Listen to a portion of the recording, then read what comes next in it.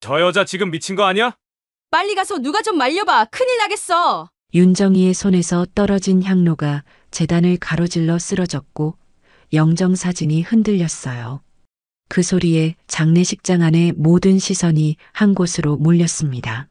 그녀의 눈동자엔 7년 동안 참아온 분노와 슬픔이 가득했죠. 윤정이, 지금 뭐 하는 거야? 아버지 앞에서. 그만하지 못해? 어디서 이런 행패를 부리는 거야? 신우이 최옥년의 얼굴이 창백하게 변했고 둘째 언니 윤영옥은 자리에서 벌떡 일어났어요. 단 한 번도 병원에 오지도 않더니 아주 세상에서 제일 슬픔에 잠긴 자식들인 것처럼 앉아 계시네요. 제가 왜 이렇게 엎었는지 똑똑히 알려드릴게요. 구독 버튼을 눌러주시면 매주 감동적인 실제 사연을 들려드립니다. 오늘의 사연 시작합니다. 충남 서산 외곽의 한 장례식장. 봄 햇살이 유리창을 비껴들고 있었지만 안에는 바람 한 점 없이 싸늘한 정적이 감돌았어요. 향 냄새에 뒤섞인 오래된 장판 냄새, 비닐로 덮인 접이식 의자의 삐걱거림, 흰 천으로 감싼 재단은 반듯했고 그 위엔 다소곳이 놓인 영정사진이 무언가를 견디고 있는 사람처럼 단단한 표정을 짓고 있었죠. 윤정이는 그 영정을 정면으로 마주본 채 아무 말 없이 일어섰어요. 치마자락이 바닥을 스칠 때 좌중의 시선이 일제히 그녀를 향해 쏠렸고 그 순간 장례식장은 한층 더 조용해졌어요. 사람들이 그녀를 알아보는 듯한 눈치였죠.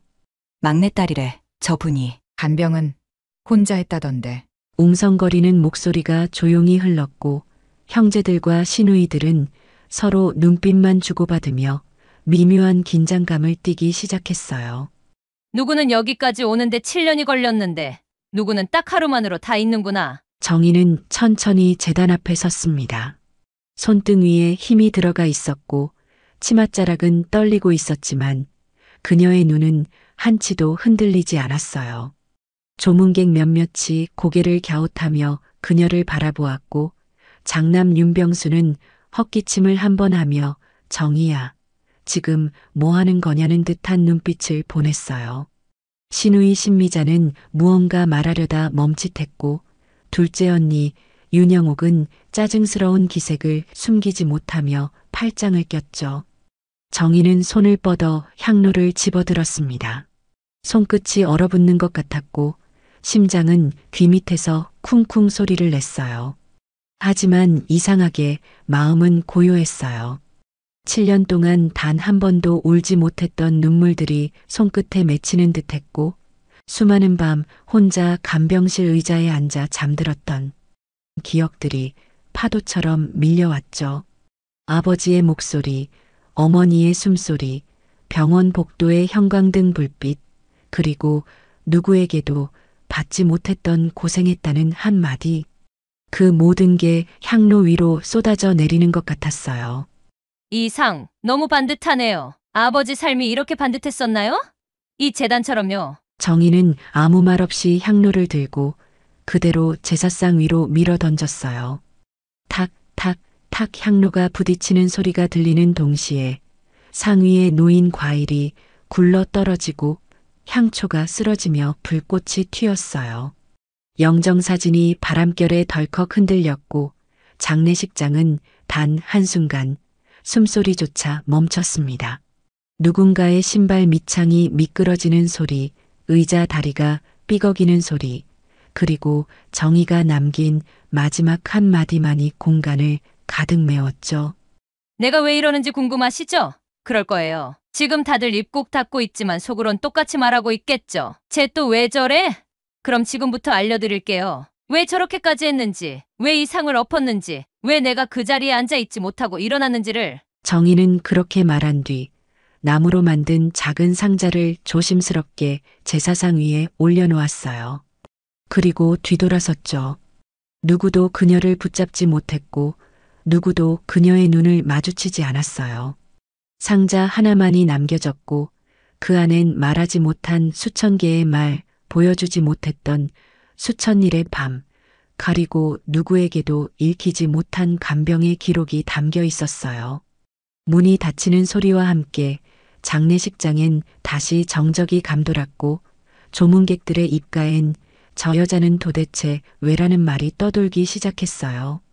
그때부터였어요. 그들의 기억 속에 감춰져 있던 진짜 이야기, 잊고 살았던 누군가의 희생, 그리고 윤정이라는 이름이 서서히 떠오르기 시작한 건 사람들은 종종 그랬어요. 정희 씨, 미혼이라 부모님 간병하기엔 좋겠어요. 시간 여유 있으시니까 가능한 거죠. 누군가는 장난처럼, 누군가는 동정 섞인 듯 말했지만 그 말들은 한 번도 정희의 가슴에 위로로 닿은 적이 없었어요. 이른을 앞둔 아버지를 모시고 병원과 집을 오가던 시간은 말 그대로 정희의 인생이었죠. 하루는 외래 진료, 하루는 목욕시키기, 하루는 밥을 갈고 이유식을 만드는 일의 반복. 시간이 지나면서 정희는 친구들과도 멀어졌고 통화 목록은 병원 번호와 약국 번호로만 채워졌어요. 그녀가 자신의 생일을 잊은 지도 오래였죠. 아버지 생일은 기억하면서요. 그 7년 동안 형제들에게는 전화를 수십 번 걸었어요. 하지만 연결된 건 한 번도 없었어요. 정확히 말하면 받지 않았죠. 그때 내가 아팠을 때도 전화는 없었지. 아버지 약 타러 병원 갔다가 실려갔던 그날에도. 정희는 신장이 좋지 않았고 간병 중이던 어느 겨울날 병원 앞에서 쓰러졌어요. 피검사 수치가 위험했는데 정작 그녀는 그날도 아버지 약 봉투를 꼭 쥐고 있었죠. 간호사는 누구 보호자 오실 분 없나요? 묻자 정희는 멍하니 웃으며 제가 보호자예요. 라고 답했어요. 형제들, 연락은 갔지만 아무도 오지 않았어요. 문자는 읽은 표시만 남기고 그대로였고요. 나중에 장남 윤병수가 전한 말은 딱 한 줄이었어요.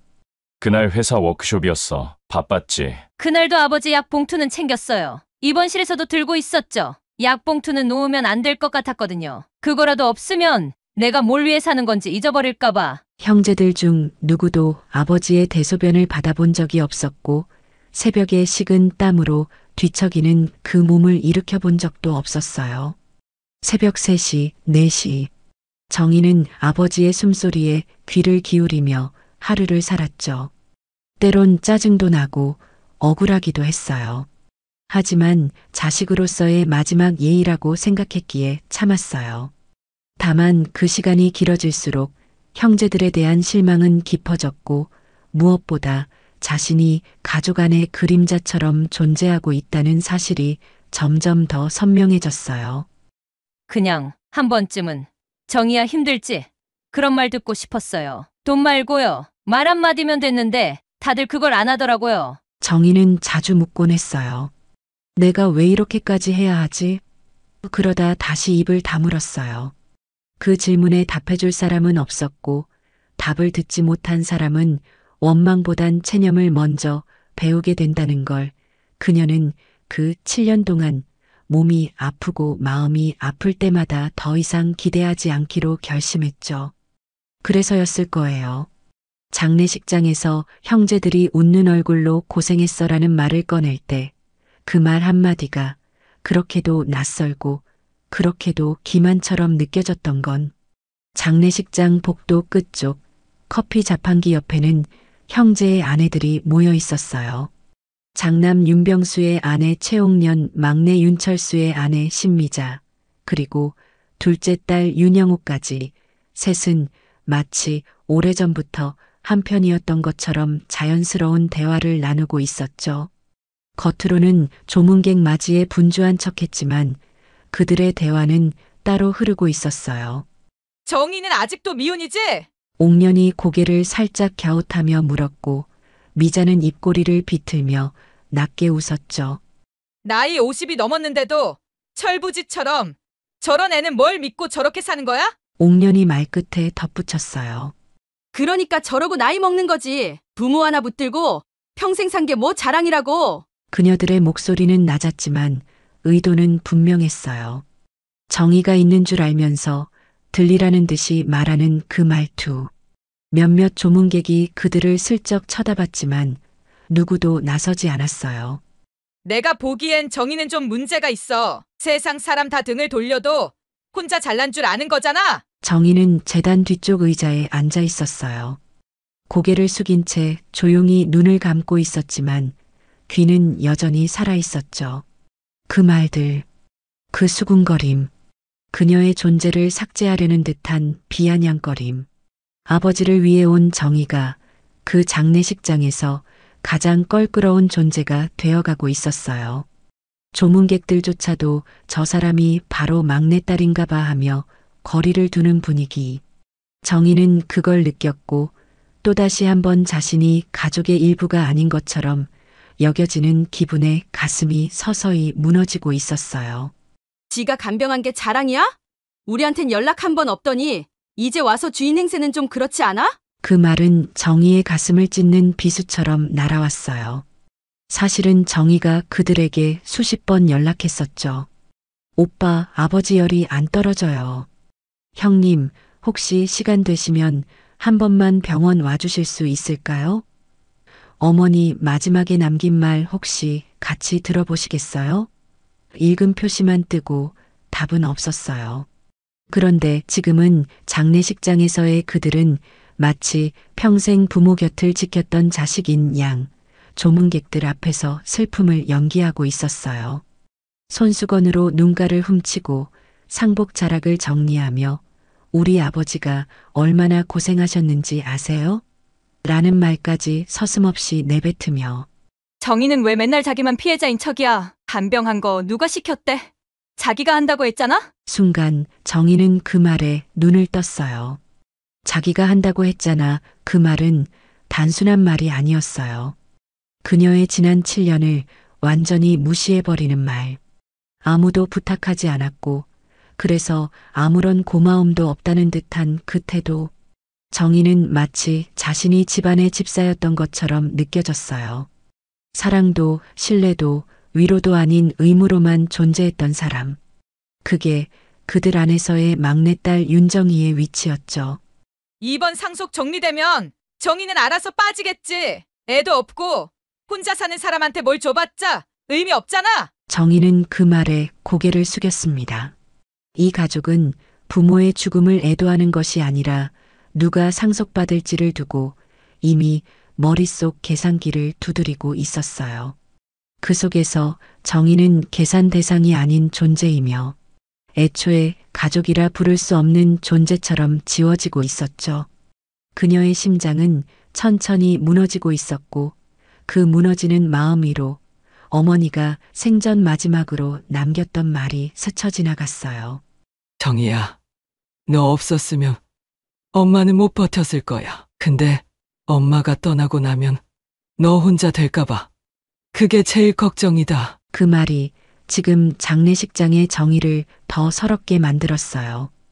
혼자서 아버지를 보내야 했고, 혼자서 비난을 견뎌야 했고, 이제는 혼자서 죄인처럼 침묵해야 했어요. 장례식장 밖으로 나온 정희는 무겁게 숨을 내쉬었어요. 미세먼지 낀 흐린 하늘, 조문객들로 붐비는 주차장, 그리고 발 디딜 틈 없이 바삐 오가는 상복 입은 사람들 사이에서 그녀는 문득 그날을 떠올렸어요. 어머니가 마지막으로 입원했던 날, 정희는 밤새 병상 옆에 앉아 손을 붙잡고 있었죠. 창밖으로 겨울비가 내리던 새벽, 어머니는 그 좁은 입원실에서 마지막 말을 남겼어요. 정희야, 엄마가 너한테만 부탁하고 싶은 게 하나 있어. 숨소리는 거칠었고 눈은 가늘게 떠 있었지만 그 안에는 분명한 진심이 담겨 있었어요. 엄마 일기장 그거 아무도 모르게 너가 가지고 있어줘. 나중에 언젠가 그걸 보여줘야 할 때가 올 거야. 정희는 대답하지 못했어요. 단지 어머니의 손을 더 꽉 잡았을 뿐이었어요. 그녀는 어머니의 말을 이해하지 못하면서도 그 표정이 너무 절박해서 결국 고개를 끄덕였던 거예요. 그 장면이 지금 장례식장의 혼탁한 분위기 속에서 또렷하게 되살아났고 그녀의 가슴은 그 순간 다시 한번 천천히 무너져 내렸어요. 왜 나였을까? 오빠도 있고 언니도 있는데 엄마는 왜 나한테만? 어머니는 평생 말이 없던 분이었어요. 큰 소리 한 번 내지 않았고 자식들 앞에서 감정을 드러내지도 않았죠. 하지만 그날 밤 그녀는 정희의 손을 붙잡고 처음으로 흔들렸어요. 그 눈빛엔 분명 무언가를 전하려는 간절함이 있었고 정희는 처음으로 어머니가 단순히 순한 어른이 아니었다는 걸 깨달았어요. 어머니도 무언가를 참고 있었고 어딘가에서 상처를 받아왔다는 거리요. 정희는 어머니가 남긴 낡은 손가방 속에서 젓갈색 표지의 일기장과 오래된 녹음기를 발견했을 때 그제야 모든 게 퍼즐처럼 맞아 떨어지기 시작했어요. 왜 유독 정희에게만 다르게 대했는지, 왜 아버지와 눈을 마주치지 않았는지, 왜 늘 작은 목소리로 살았는지. 엄마가 나만 기억해 주려고 한 거였을까? 아니면 마지막까지 내 등에 짐을 얹으신 걸까? 그 일기장은 가끔 손이 떨릴 정도로 읽기 힘든 내용들이 적혀 있었어요. 아버지의 외도, 말로 다 할 수 없는 냉대, 그리고 자식들 앞에선 아무 일 없던 척해야 했던 어머니의 이중적인 삶. 그 안엔 어린 정희의 이름도 자주 등장했어요. 오늘도 정희만 내 옆에서 밥을 먹었다. 정희는 아버지를 무서워하지 않으려고 애쓴다. 나는 그 아이가 너무 안쓰럽고 너무 고맙다. 정희는 그 문장을 읽을 때마다 숨이 막혔어요. 어머니가 자신에게 건넨 마지막 부탁은 단순히 물건을 보관해달라는 말이 아니었어요. 우리 가족이 누군가의 희생 위에서 굴러가고 있었다는 진실을 언젠가 누군가에게 알려달라는 조용하고도 간절한 외침이었죠. 그리고 정희는 지금 그 진실을 꺼낼 준비를 하고 있었어요. 하지만 꺼내는 순간 이 가족이 영영 돌아올 수 없는 길을 건너게 될 거라는 걸 누구보다도 잘 알고 있었기에 그녀는 아직 그 상자의 뚜껑을 열지 못하고 있었던 거예요. 엄마, 이걸 내가 꺼내면 난 더는 가족이 아닐지도 몰라요. 근데 이대로면 너무 억울해서 못 살겠어요. 정희는 다시 장례식장 안으로 발걸음을 옮겼어요. 제단 위에는 여전히 향이 피어오르고 있었고 형제들과 시누이들은 눈도 마주치지 않은 채 제사 준비에 몰두하고 있었어요. 누군가는 조문객 수첩을 정리하고 있었고 누군가는 음식 정리에 바빴지만 그 누구도 정희에게 말을 거는 사람은 없었어요. 그녀는 혼자였어요. 그리고 동시에 이 가족의 누구보다 많은 걸 알고 있는 사람이었죠. 상자 속 일기장과 녹음기는 이제 이 장례식장을 뒤흔들 수 있는 유일한 증거가 될지도 몰랐어요. 정희는 다시 한번 그 상자의 뚜껑을 매만지며 마음을 다잡았어요.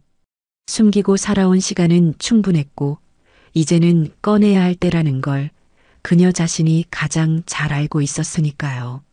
장례식이 이틀째로 접어들 무렵 조문객들의 수는 조금 줄었고 상복 입은 가족들은 더 익숙하게 움직이기 시작했어요. 작은 상주방에서는 고인이 남긴 재산 목록과 가족회의가 비밀리에 열리고 있었죠. 명목은 단순한 정리였지만 정희는 그 자리에 초대되지 않았어요. 그 방에서 문을 열고 나오는 큰오빠 윤병수의 얼굴에는 어딘지 모르게 홀가분한 기색이 감돌았고 시누이 최옥녀는 누구보다 바쁘게 무언가를 적고 정리하고 있었어요. 조용히 그 문 너머에서 흘러나온 말 한마디가 정희의 가슴에 콱 박혔죠. 그 애는 법적 상속자가 아니에요. 무자녀, 미혼 동거도 없고 간명 기록도 자발적이면 효도지. 법적 증거는 못 되잖아요. 분명한 음성이었어요. 시누이 신미자의 목소리였고 장남은 아무 말도 하지 않았어요. 그 방 안엔 정의를 없던 사람처럼 말하는 공기가 가득했어요. 그렇게 정희는 또 한 번 가족회의에서 제외된 거였죠. 7년 동안 내가 아버지를 지킨 게 그저 효도였다고? 법적 증거가 없다고? 정희는 그 말에 손끝이 저릿해지는 걸 느꼈어요. 한 번도 바란 적 없었어요. 돈도 땅도 그녀가 원했던 건 단 하나 수고했다는 말 한마디였죠. 하지만 그 말 대신 돌아온 건 쟨 법적 권리도 없어라는 냉정한 선언이었어요. 더 기가 막힌 건 그 뒷말이었죠. 그러니까 우리끼리 정리하고 나중에 알리면 돼. 쟤는 싸울 힘도 없잖아. 그 말이 심장을 내려쳤어요. 싸울 힘도 없다고? 그 말은 쟤는 평생 우리한테 반항도 못할 사람이니까 무시해도 된다는 의미였어요. 그리고 그걸 가장 잘 아는 사람들이 피 한 방울 섞인 가족들이라는 사실이 정의를 더 아프게 했어요. 정의가 자꾸 끼어들려고 하면 그냥 정신적으로 좀 불안정하다고 하면 돼요. 요즘 워낙 그런 사람들 많으니까 누가 뭐라 그러겠어요? 그 한마디는 방금 막 정의에게 정신병자 프레임을 씌운 거였어요. 형제들 중 그 누구도 그 말에 반대하지 않았어요. 누군가는 씁쓸한 표정을 지었고 누군가는 대화 주제를 넘겼을 뿐이었죠. 정의는 작은 상자 하나를 무릎 위에 올려놓고 있었어요. 그 안에 담긴 어머니의 녹음기와 일기장, 그리고 병원 영수증, 간병일지, 투약 시간표, CT 판독서 사본까지 그녀는 말없이 다 준비하고 있었어요. 그들은 몰랐죠. 정의가 얼마나 오래도록 침묵 속에서 준비하고 있었는지를.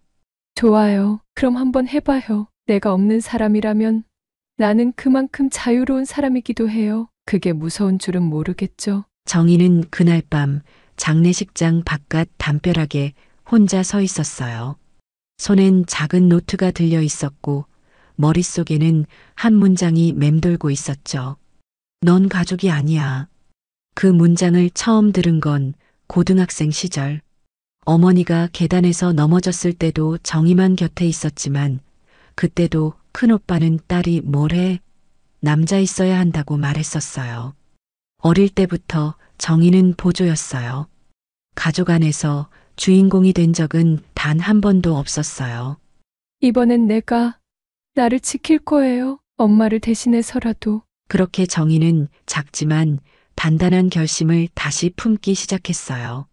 그리고 지금까지는 아무 말 없이 그저 참아줬던 자신이 이 가족들에겐 얼마나 편리한 존재였는지를 절실히 깨달았어요.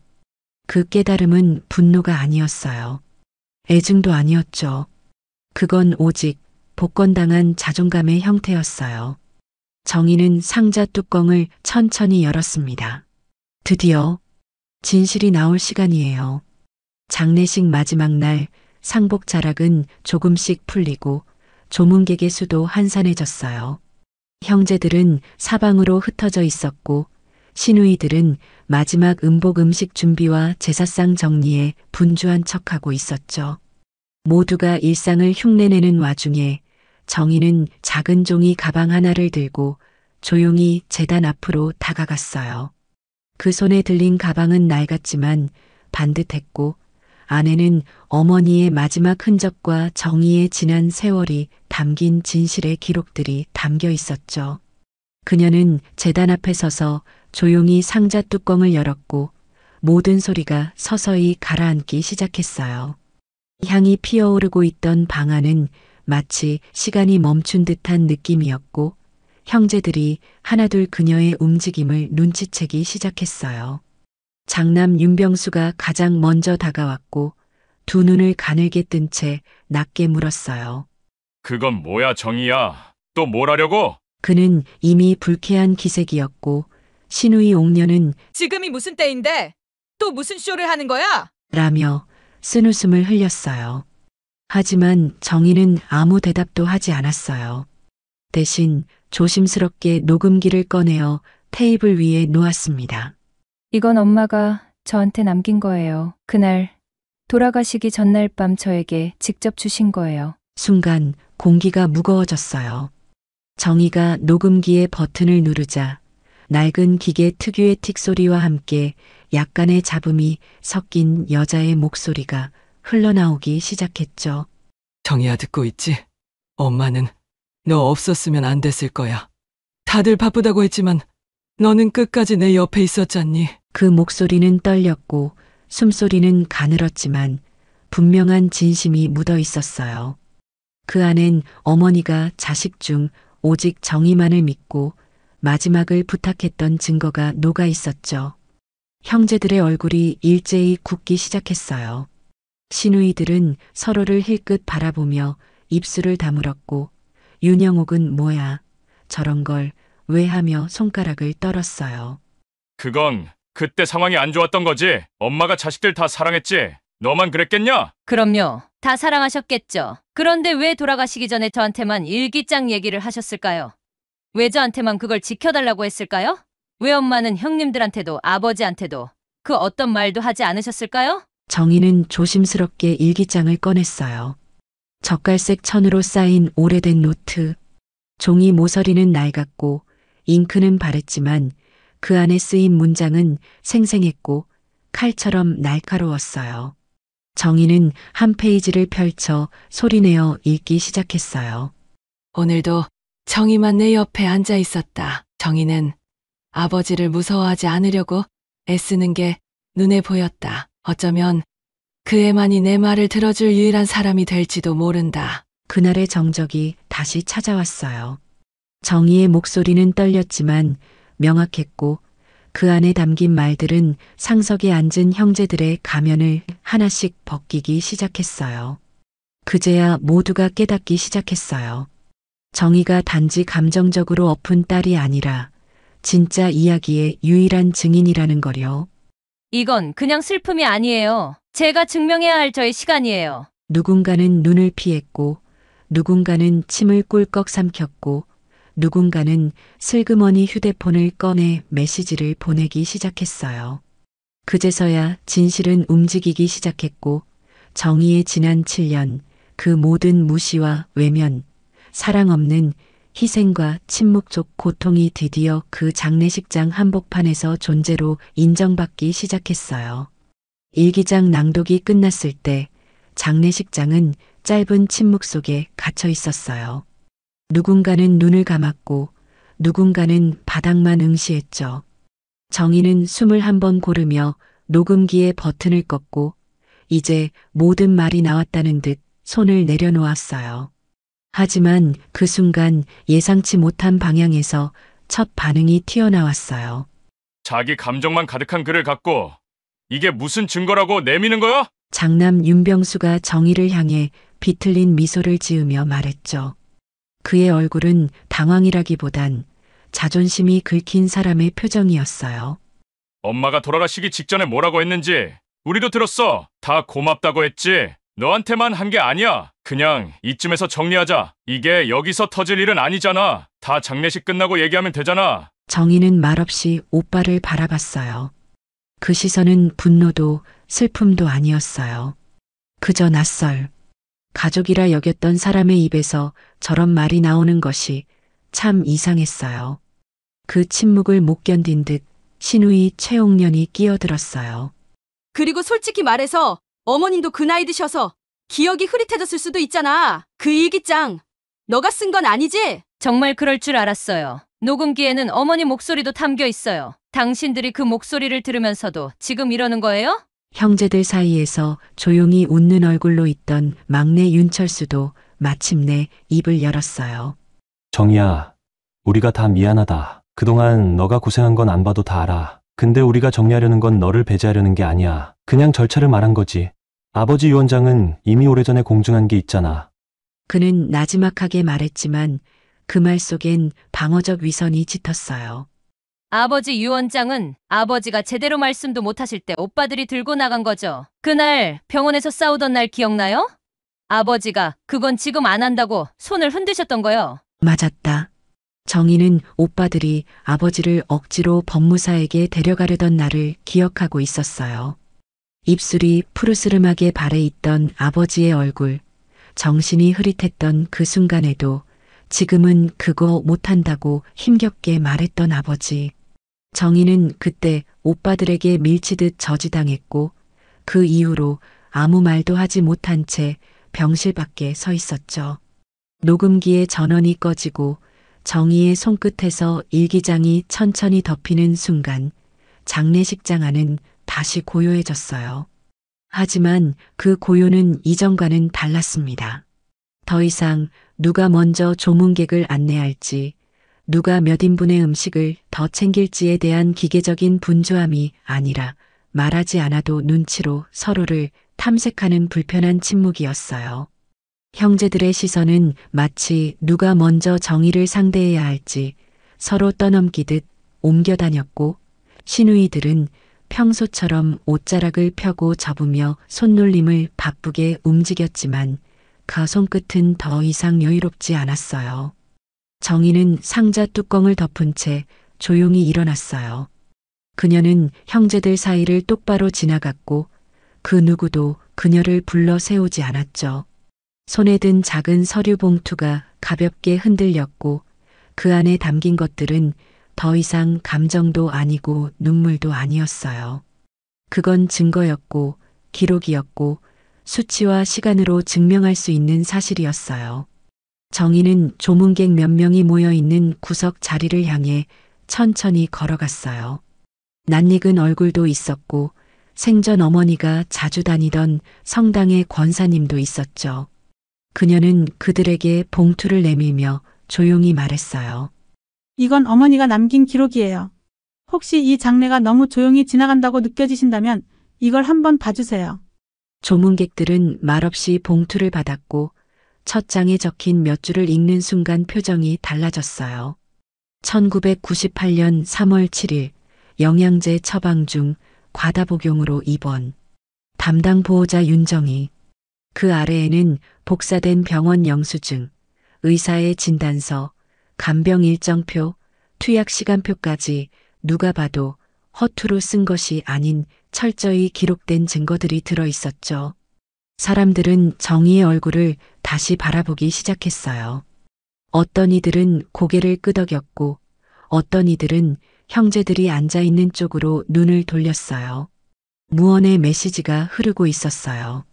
진짜로 이 여자가 혼자 다 한 거였구나. 저 사람이 막내딸이었지?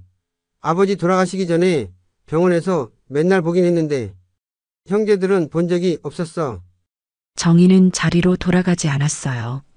대신 장례식장 앞쪽 복도에 조용히 서 있었고 그곳엔 평소 아버지와 인연이 깊던 몇몇 지인들이 다가와 조심스레 말을 걸었어요. 윤시댁 막내딸이구먼. 저번에 요양병원에서도 봤지. 조용조용하면서 참 성실하더라고. 그 말들은 평소 정희가 그토록 원했던 인정도 아니었고 눈물 어린 위로도 아니었어요. 다만 사실을 본 사람이 남기는 한마디였고 정희는 그 말들 속에서 묘한 안도와 외로움을 동시에 느꼈어요. 그녀는 어머니를 간병하던 마지막 겨울날 성당 복도에서 떨리는 손으로 영수증을 붙잡고 있었던 기억을 떠올렸어요. 아무도 와주지 않았던 날 요양병원 원무과에서 사인을 하며 입술을 깨물던 자신이 떠올랐죠. 그때부터였을 거예요. 그녀는 준비하고 있었어요. 오늘 같은 날이 올 거라는 걸 어렴풋이 예감하고 있었던 거예요. 말은 그때 못했지만 기록은 남기자고 마음먹었었죠. 그 누구도 내 얘기를 들어주지 않아도 나라도 나를 믿어주자고요. 장례식장 안쪽에서 큰 조카 윤진호가 조용히 휴대폰을 들여다보고 있었어요. 그는 어른들이 나눈 대화, 시누이들이 돌린 단톡방 메시지를 하나하나 되짚었고 그 안에 담긴 정의에 대한 험담, 정신 이상이라는 낙인, 상속 배제 논의가 너무 적나라하게 담겨 있었죠. 진호는 손가락으로 그 메시지들을 쓸어내다 잠시 멈췄어요. 그리고 조용히 정희에게 다가와 말했어요. 고모, 혹시 저 상자 안에 할아버지 유언 관련 자료도 있어요? 정희는 고개를 끄덕였고 진호는 말없이 봉투 하나를 받았어요. 그는 그것을 들고 조용히 밖으로 나갔어요. 그리고 처음으로 가족의 논리 밖에 있는 누군가가 움직이기 시작했어요. 정희는 알고 있었어요. 진실이란 건 말보다 기록이 더 강하다는 걸. 사람들은 감정을 잊어도 수치와 증거는 오래 기억한다는 걸. 그래서 그녀는 지금 그 무엇보다 단단한 방식으로 자신을 증명하고 있었고, 이제 그 증거들이 가족이라는 벽 밖으로 퍼져가기 시작한 거였어요. 정희가 상자 속 기록을 내놓고 조문객들까지 그 진실을 접한 뒤 장례식장 안의 공기는 완전히 달라졌어요. 처음엔 조용히 넘어가자고 하던 장남 윤병수도, 감정이 지나치다고 했던 윤영옥도 더 이상 말을 아끼지 않았고 각자의 입장을 변명하기에 바빠졌어요. 형제들끼리 나란히 앉았던 상주석도 언제부터인가 서로 어깨를 틀고 앉는 모습이 눈에 띄었고, 시누이들마저 그간의 문자 내역을 확인하며 슬그머니 자리를 비우기 시작했죠. 조카 윤진호가 상속과 간병 관련 자료를 복사해 나간 이후 가족들 사이엔 말하지 못한 불안감이 떠올랐고, 정희가 더는 약자나 문제아가 아니라는 사실을 다들 인지하기 시작했어요. 하지만 그 인지는 반성으로 이어지지 않았어요.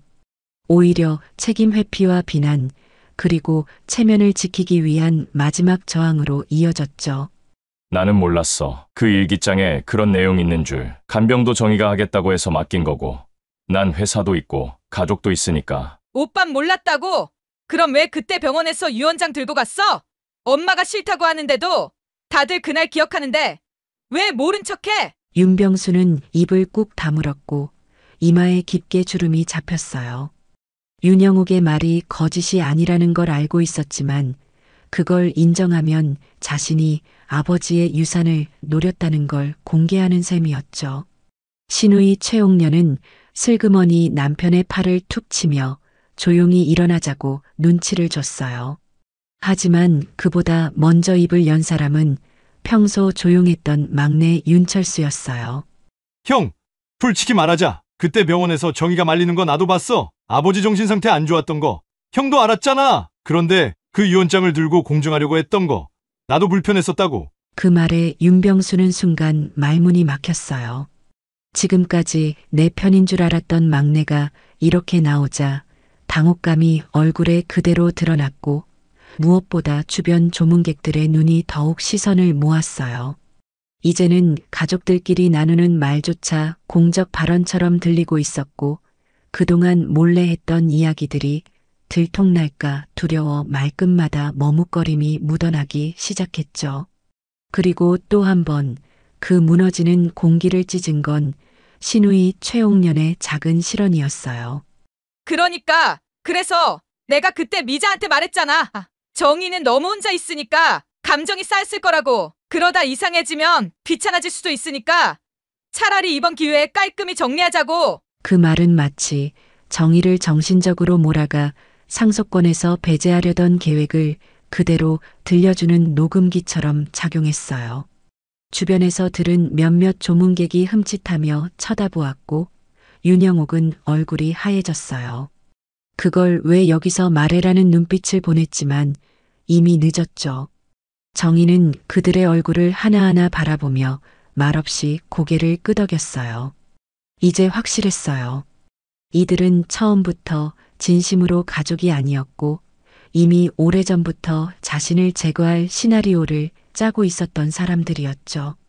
이제 와서 서로 탓한다고 뭐가 달라질까요? 엄마가 왜 저한테만 일기장을 맡겼는지 이제 다들 아셨잖아요. 누가 어떤 말을 했는지보다 누가 어떤 시간에 옆에 있었는지가 더 중요하다는 거. 정희는 더는 눈물 짓지 않았어요. 자신이 이제 약자가 아니라는 걸 알았고 무너지지 않는다는 걸 보여줘야 할 이유도 느끼고 있었어요. 그녀의 말은 분노가 아니라 확신이었고, 그 확신은 오히려 형제들과 시누이들의 불안과 죄책감, 그리고 분열을 더욱 장폭시키고 있었죠. 그날 밤 장례식장이 모두 잠든 후 정희는 조용히 다시 일기장을 펼쳐들었어요. 마지막 페이지에 적힌 문장을 오래도록 바라보다가 가만히 중얼거렸습니다. 넌 혼자가 아니었어, 정희야. 엄마는 늘 그걸 말해주고 싶었단다. 하루를 넘긴 장례식장은 이상하리만치 조용했어요. 형제들은 각자 휴대폰을 손에 들고 수시로 화면을 들여다보았고, 시누이들은 말을 아꼈고, 조문객들도 떠나는 이가 더 많아졌죠. 그러나 모두가 알고 있었어요. 이 고요함이 곧 끝날 거라는 걸. 정희는 구석 의자에 앉아 있었고 조카 윤진호는 손에 쥔 노란 서류 봉투를 꽉 쥔 채 장례식장 앞마당으로 천천히 걸어 들어왔어요. 가족들은 그를 보며 아무 말도 하지 않았고 눈빛으로만 묻고 있었죠. 그거 어디까지 확인했어?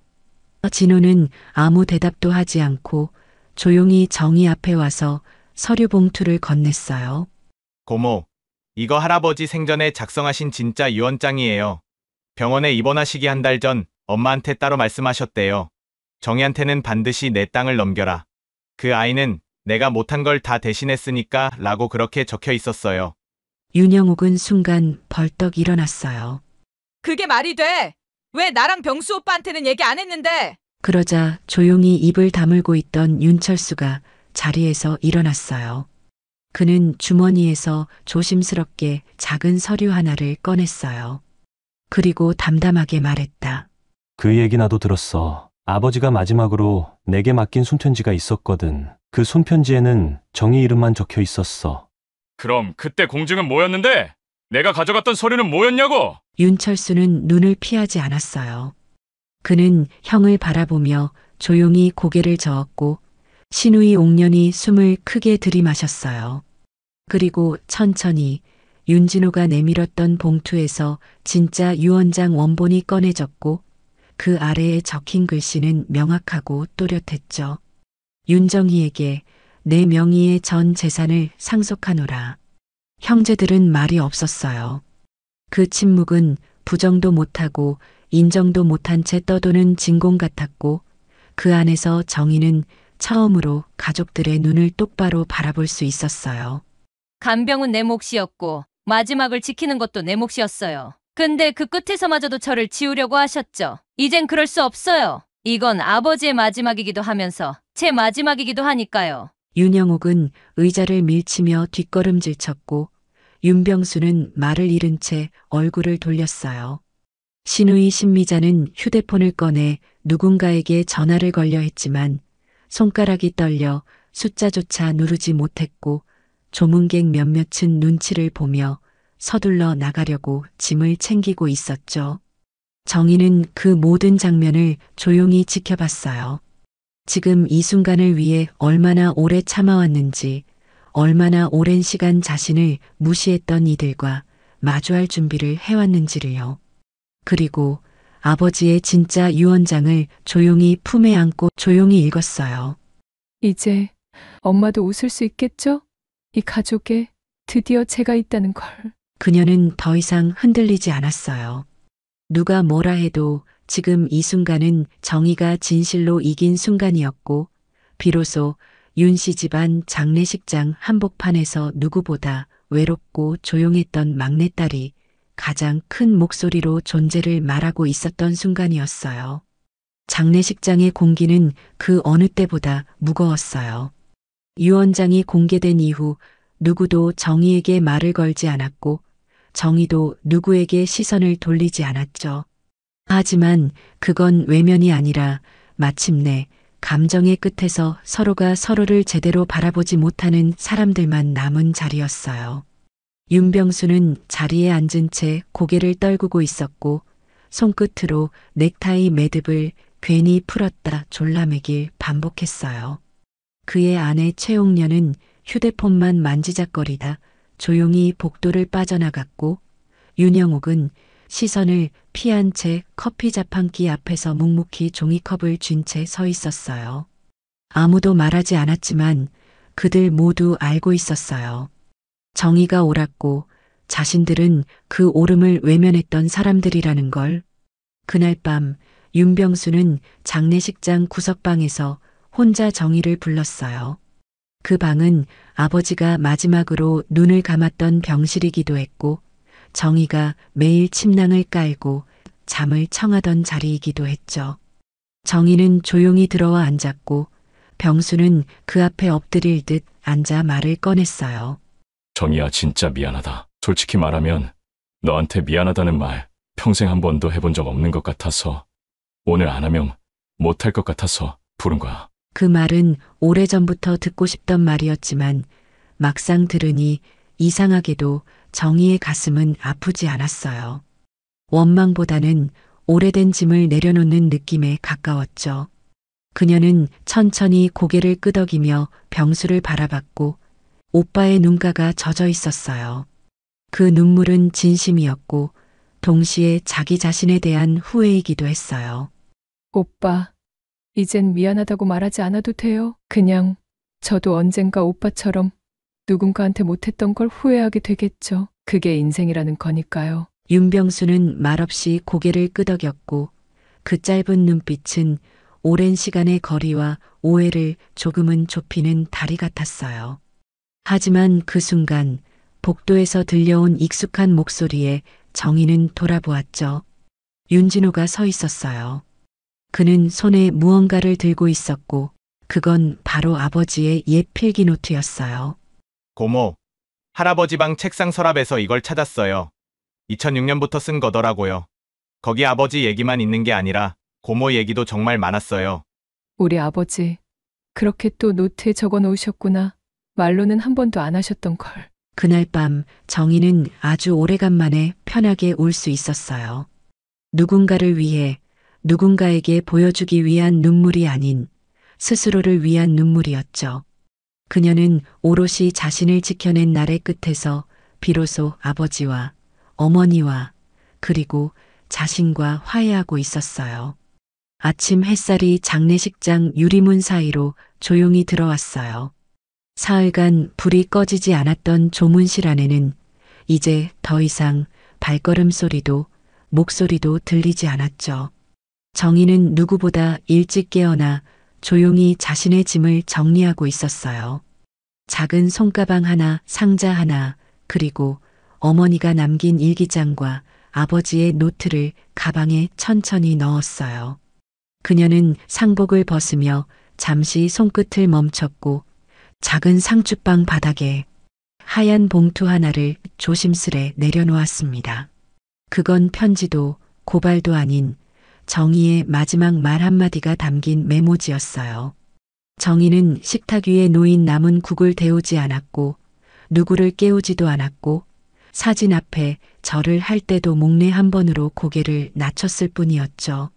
그녀는 그토록 시끄럽고 복잡했던 장례식장 한가운데서 어쩌면 이 모든 시간 중 가장 조용하게 자리를 떠났어요.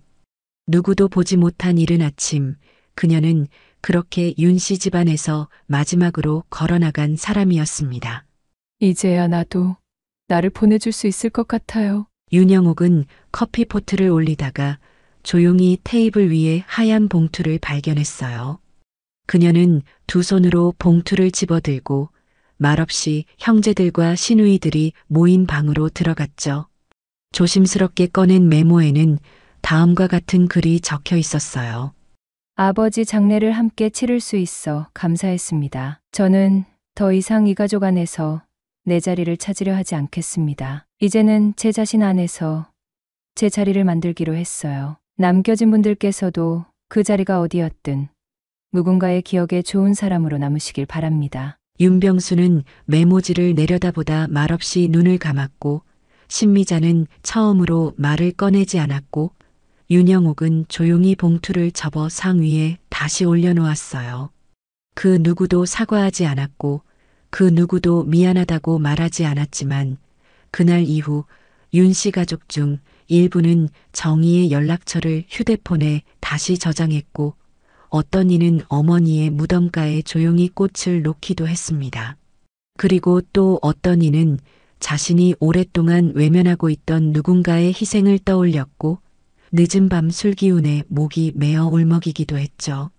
그 변화는 크지도 눈에 띄지도 않았지만 분명히 흔들림이 시작된 순간이었어요. 고모가 제일 용감했구나. 이 가족에서 혼자서도 버텼다는 게.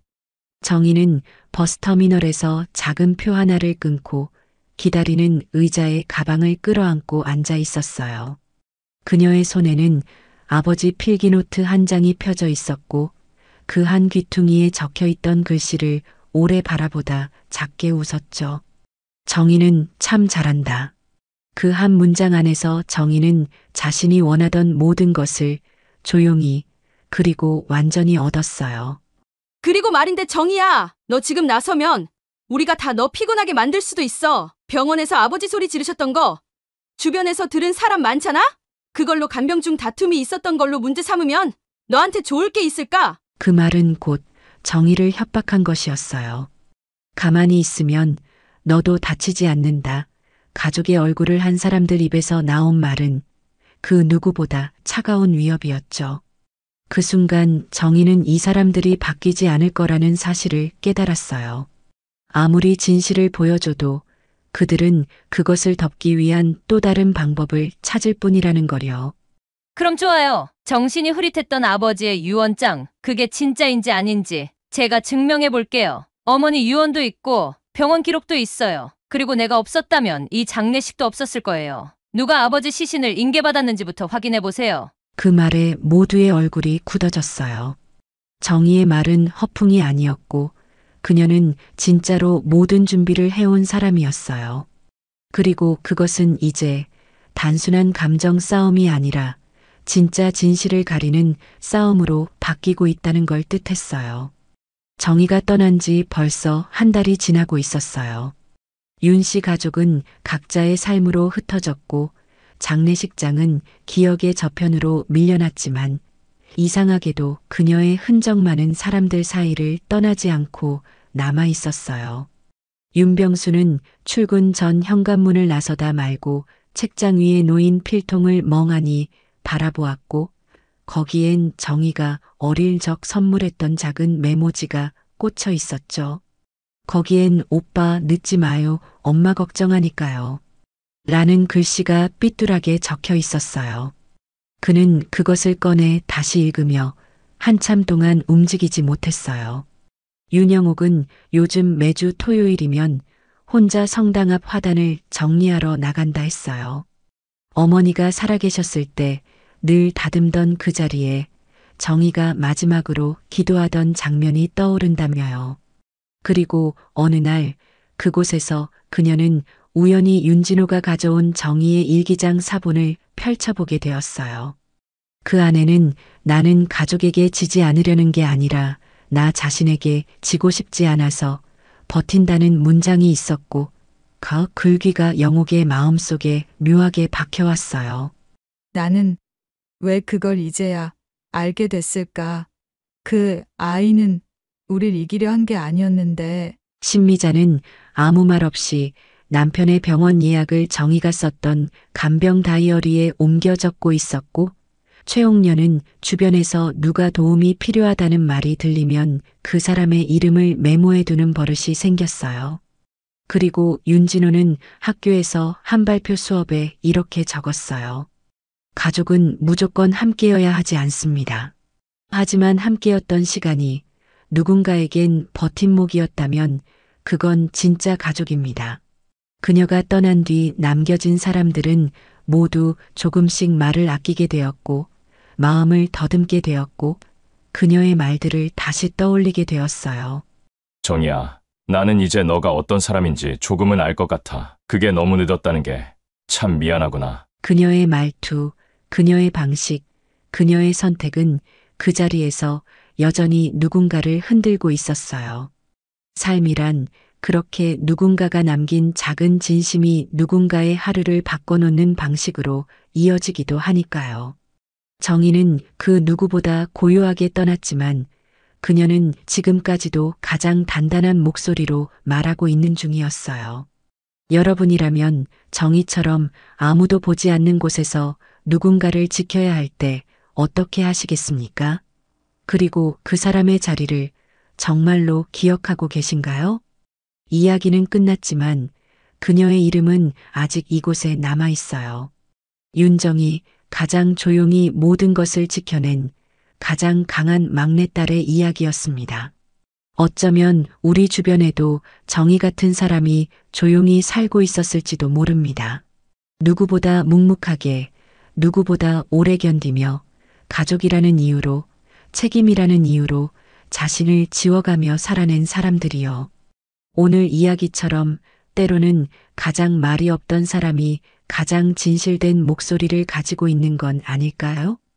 윤정혜 씨는 그렇게 조용히 자신을 증명했고 결국엔 누구보다 단단하게 자신의 삶을 지켜낸 사람이었습니다.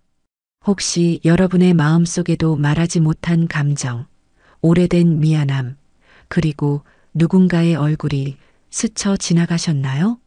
그렇다면 오늘 이야기 그리 멀지 않은 여러분의 이야기일지도 모르겠습니다. 이런 이야기 다시 또 듣고 싶으시죠? 그렇다면 지금 아래에 있는 구독 버튼 눌러주세요. 정희처럼 조용히 살아온 수많은 사람들의 숨은 이야기 또는 감동적인 이야기를 계속 전해드릴게요.